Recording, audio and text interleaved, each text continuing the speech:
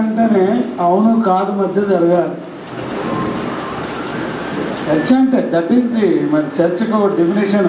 చర్చ గౌరవనీయులని మీరు చూస్తున్నారు కదా, చాలా క్లారిటీగా ఉంటే ఓ ఈ వర్షం ఆ వర్షం జరుగుతుంది. ద ఫ్రిక్షన్ అండి. నేను అంత పోకుండా టైం, కాలం ఇప్పుడు ఐజ్ ఆన్ టుడే.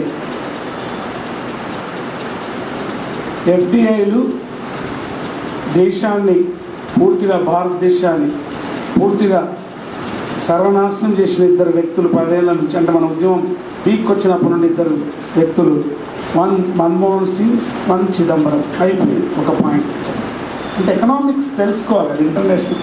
తెలంగాణ అనేది నువ్వు ఇంటర్నేషనల్ సిచ్యువేషన్లో పెట్టి చూస్తేనే మీకు మేధావు, అప్పుడు అర్థమైంది. అందుగురించి ఇప్పుడు ఊర్లో అందరికి చాలా అర్థం కాదు. అంతకుముందు నేను చెప్పేది సామ్రాజ్యవాదం వస్తుందంటే ఎవడు వినకపోతుండే పాట పాడితే. ఇప్పుడు హైవే రోడ్ వచ్చిన తర్వాత గిట్లుంటుందా? పైసలు పెట్టినోడు కనిపించాడు, వాడు ముఖ్యం. పైసలు తీసుకున్నోడు వలసవాడు, వాడు కనిపిస్తాడు. వానికి 20 కిలోమీటర్ లోపల మనోడు ఉంటాడు, 20 కిలోమీటర్లు తీసుకుంటాడు కాంట్రాక్ట్. వీడు ఈ ముగ్గురు కలిసి చేసింది ఎప్పుడు అర్థమైందంటే, మా ఊరు పోతుండగా వాడు ఇది వేసేసి పైసలు కట్టిపో మీ ఊరుకు అన్నాడు. అప్పుడు అర్థం. సో టైం ఏంటంటే, ఇవాళ నిన్న మార్చులు అసలు విషయం చెప్పలేదు. తీవ్రవాదులు నక్సలైట్లు వచ్చారు కాబట్టి ముస్లింలు అంటారు. వాళ్ళ ప్రభుత్వం యొక్క అసెస్మెంట్ ఇంటలెక్చువల్గా స్టేట్ ఏమనుకుంటుందో, చర్చ ఏం జరగాలంటే రాజ్యం ఏమనుకుంటుంది, పాలకులు ఏమనుకుంటున్నారు, ఇంటలెక్చువల్స్కు దానికి కౌంటర్గా మనం ఏం చేయాలని చెప్పాలి. అంటే రాజ్యం ఎవరు చట్ట ప్రకారంగానే ప్రధానమంత్రి వాళ్ళు ఇవ్వాలి కదా పార్లమెంట్. సో టైం ఏంటంటే సామ్రాజ్యవాదం యొక్క ఎఫ్డిఐలు కూడా దేశంలో ఉన్న దొంగలు పడ్డారు బావు జరజ మన చిల్లర కొట్టు చిదిమేశారు. ఇంకా ఇప్పుడు ఇదే కాదు, నిన్నవాడి దాకా రోడ్డు పోయిందనుకున్నా చార్మినార్ ఉండదు. That is economic policy. రెండవది విప్లవోద్యమం ఏదైతుందో మావోయిస్ట్ పార్టీ వాళ్ళని అందరినీ, నక్సలైట్ పార్టీలు ఇక్కడ ఏదైతుందో వాళ్ళని, నార్త్ సౌత్ తెలంగాణ ఉన్న వాళ్ళందరినీ అడవిలోకి నెట్టి ఎన్సర్కిల్ చేసేసి వాళ్ళని చంపేస్తామని.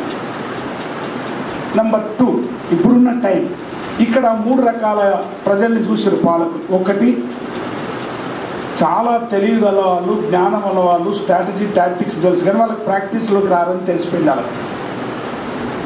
అంటే ఇంటెలెక్చువల్ ఎవరైనా ప్రపంచంలో యుద్ధం కానీ, ఒక రాజకీయం కానీ, ఒక ఎంత సింపుల్ విషయం, ఒక రాజు తనకు రాజ్యం కావాలంటే తాను మంత్రిని పెట్టుకొని నడుస్తాడు. మంత్రి అంటే ఒక ఈ టాక్టిక్స్ చెప్తాడు. మంత్రి అంటే ఎవడో కాదు, యుద్ధ నీతిని, రాజనీతిని చెప్తుంటాడు రాజా ఇది. సో వాడు స్వయంగా దిగుతాడు. ఇక్కడ ఇంటెలెక్చువల్స్ ఎవరుండో మిడిల్ క్లాస్ వాడు. ఇది వీళ్ళ మన సంగతి, మన అందరి మనదంటే నన్ను కూడా కలుపుకున్నాను అంతే మన సంగతి. రెండవది హిట్ అండ్ సిట్ ఉద్యోగ రూపం. లక్ష్మణ్ తెలుసు డైరెక్ట్ యూనివర్సిటీలో. అంటే హిట్ వాళ్ళు ఏం చేసిండ్రు, వాళ్ళకు యుద్ధ రూపం తీసుకొచ్చారు. హిట్ అండ్ సిట్ అంటే వాడికి ఎన్సీసీ గేట్ దాకా పోయి కాకతీయ యూనివర్సిటీ వాళ్ళు అది హిట్ కొట్టుకుంటూ పోతారు. కొట్టగానే వాడు రాగానే టెంట్ కింద కూకొని గాంధీ అని మెథడ్ మా సిట్ అంటారు. అప్పుడు కొత్త రూపం తీసుకొచ్చారు. అయితే వాళ్ళు యుద్ధం చేస్తున్న నిజంగా direct confrontation with the state. నేను చాలా ముఖ్యమైన విషయం చెప్తున్నాను.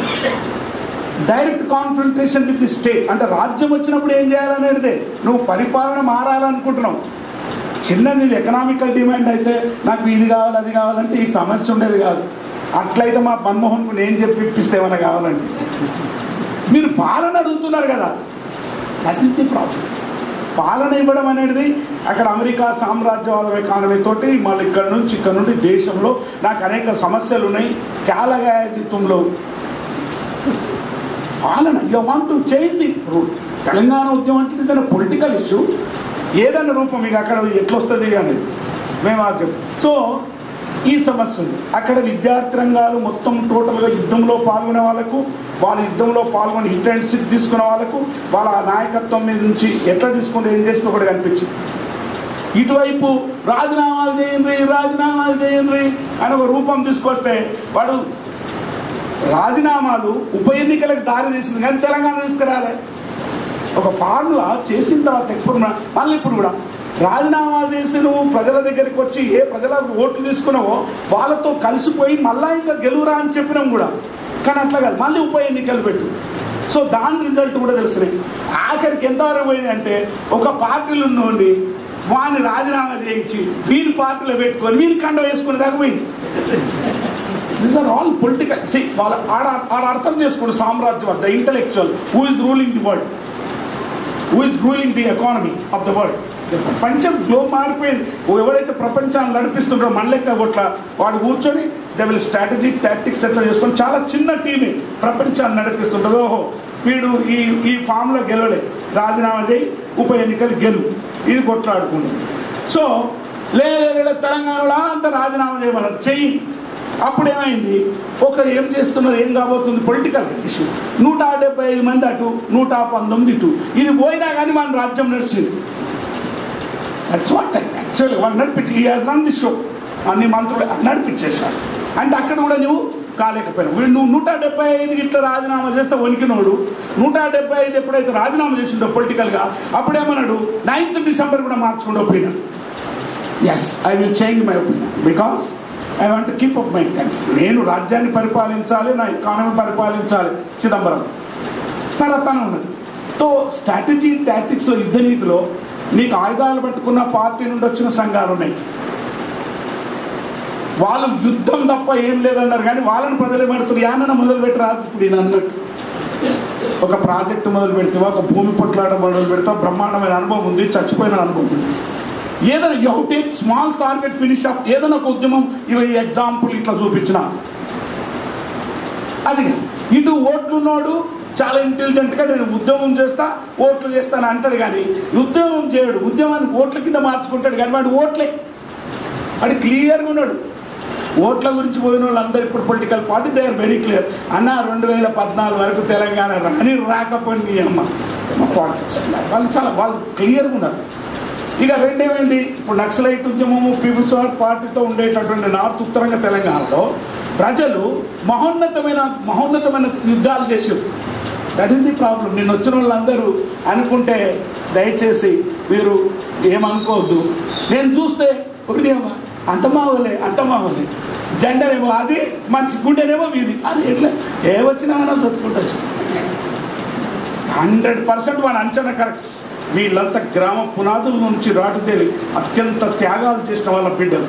నీ క్యాంపస్లో కొట్లాడే వాళ్ళు please to the end go and take the list of the students. 150, 170 కేసులు ఉన్న ఏ ఒక్క విద్యార్థి కేసు అన్న చూడండి.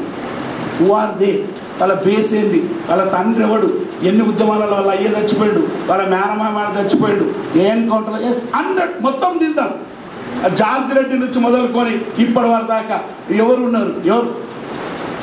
వాళ్ళందరూ ఆ విధంగా కొట్లాడు. సో 3 రకాలుగా, ఇటు రాజకీయ పార్టీలు, ఇటు మేధావి వర్గం జేఏసీలు, ఇటువైపు విప్లవోద్యమం నుండి వచ్చినటువంటి ప్రజా సంఘాలు, ఈ 3 రంగాలుగా డివైడ్ అయిపోయిన వాళ్ళని ఇంతకుముందు పెద్దలు చెప్పినట్టు ఏదో ఒక దగ్గర కట్టి పెట్టాలి.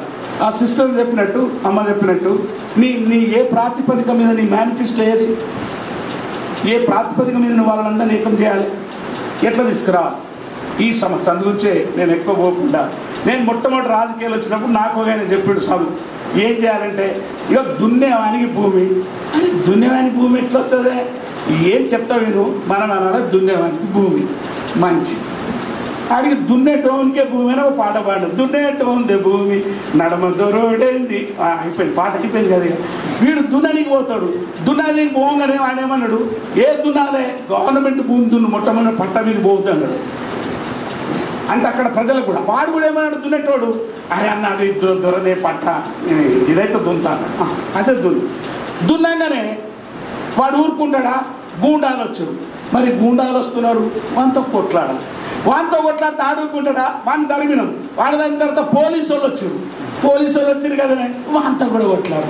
అమ్మ మిలిటరీ వచ్చింది, మిలిటరీ వస్తే దగ్గపోయి కానీ అటు ఇటు ఉంటే అడిగలు అడిగిలో పడి అన్నాడు. వాళ్ళ ప్రోగ్రామ్ ఎంత చక్కగా చూడు. See the strategy and tactics, యుద్ధనీతి కార్యనీతిలో అందరికీ మీకు తెలియదని కాదు, తెలంగాణను సాధించడానికి. అందుగురించి ఈరోజు ప్రజలందరూ ఏమంటున్నారు, చిన్న పిల్లల నుంచి మొదలుకొని తాత తెలంగాణ ఎప్పుడు వస్తుంది అంటున్నారు. ఇప్పుడు పెద్ద సమస్య వచ్చిందా, ఎందుకంటే ఓ పొడుస్తున్న పొద్దు దుంకుతి ఇక మా తాత తెస్తారనుకున్నారు. ఈ తాతగాడు ఇంకా తెలియదు తాత ఎప్పుడు వస్తుంది అంటే ఈ తాతగారి దగ్గర ఏం ప్రోగ్రామ్ లేదు, వస్తా పాట పాడుకోండి. ప్రాబ్లం చాలా దుఃఖకరమైన విషయం. మన చర్చలో ఒక సమగ్రమైనటువంటి ఆర్టికల్స్ రాయాలి. ఈ ఏదైనా కానీ రాజ్యం ఓడి ఏడన్నా అది హింస. మహాత్మా గాంధీ గురించి మేము కూడా మనం పోయినాం. మా వేరు కుమార్ నేను మూతికి బట్టలు గిట్టలు కట్టుకుని మాకు ఉదండ్రాం ఇట్లంతా నేనన్నా ఏదైనా ఒక బట్ట తీసుకురాకపోయి నేను కూడా కట్టుకుంటాను. అక్కడ జరిగినంత హింస అతని నాయకత్వం జరిగినంత చనిపోయిన వాళ్ళంతా ఏ మామూలుగా అంటే ఇక్కడ అది డిబేట్ కాదు కానీ రాజ్యం మారాలనుకుంటున్నాం. Your demand is your anti political change. మా పాలన మాకేనని మండుతున్న గోలమా, అమరవీరుల స్వప్నమా? నోదర్ వాళ్ళు ఏమంటారు మాకు కావాలి తెలంగాణ, మా తెలంగాణ మాకు కావాలన్న క్రమంలో పట్టే మాకు కూడా ఏమొస్తుంది అని అడుగుతారు. తప్పకుండా అది వస్తుందంటే ఇంకెక్కువ అడుగుతాం మేము. అందుగురించే ఈ విషయాల్ని మనం దృష్టిలో పెట్టుకొని ఇక్కడికి వచ్చిన వాళ్ళు ఇప్పుడు ఒకటే ఈ సభ ఒక తీర్మానం చేయాలి. అందరూ అనుకునేది ఏంటంటే ముఖ్యమంత్రి గారు వస్తున్నారు, ముఖ్యమంత్రికి ప్రధానమంత్రి గారు వస్తున్నారు. ఆ ప్రధానమంత్రి గారు కూడా దేని గురించి వస్తుండు, ఇక్కడ మొత్తం ధ్వంసం అయిపోతుండదు నేచర్, ప్రకృతి వైవిధ్యం. అదే వైవిధ్యమైన సబ్జెక్టే వైవిధ్యం అది. అంటే ఇక్కడ మనకి ఏం చెప్పాలంటే మహాప్రభును దేనైతే ఇనాగ్రేట్ చేసుకొస్తున్నాడో ఆ విధ్వంసం ఏదైతుందో ప్రకృతిక విధ్వంసం దీని మీద జరిగింది అని చెప్తూ ఎక్కడ వనరులు ఉంటాయో అక్కడ వలసవాదులు వస్తారు. సూత్రం అది మనకు తెలియదు. ఎక్కడ వనరులు ఉంటాయో చీప్ వనరు ఉంటాడో అక్కడ వలసవాదులు వస్తారు. ఎక్కడ వలసవాదం వస్తుందో అక్కడ దోపిడీ జరుగుతుంది. ఎక్కడైతే దోపిడీ జరుగుతుందో ఆ అణచివేత వస్తుంది. ఈ దోపిడీ అణచివేత వలసవాదాన్ని కన్సాలిడేట్ చేసుకొని ఒక పొలిటికల్ పార్టీ వస్తుంది. దట్స్ వాట్ వలస ఆంధ్రల పాలన మన మీద జరుగుతుంది. That is the structural violence which is taking place on Telangana. అందుకే అందరికి ఇంత కష్టమవుతుంది. ఈజీగా మనం ఆ structural violence when the state comes what is our role? పిల్లి రాగానే ఎలుకకి ఎవడు మన లెక్క క్లాసులు చెప్పలేదు చర్చ. పిల్లి రాగానే అది ముందే ప్లాన్ చేసుకుంటుంది, ఎల్ల పోయి జొర్రాలు ఎక్కడికి ఎక్కడ. దట్ ఈస్ ది ప్రాబ్లం ఈరోజు నేను చూస్తుంది ప్రాక్టికల్. నేను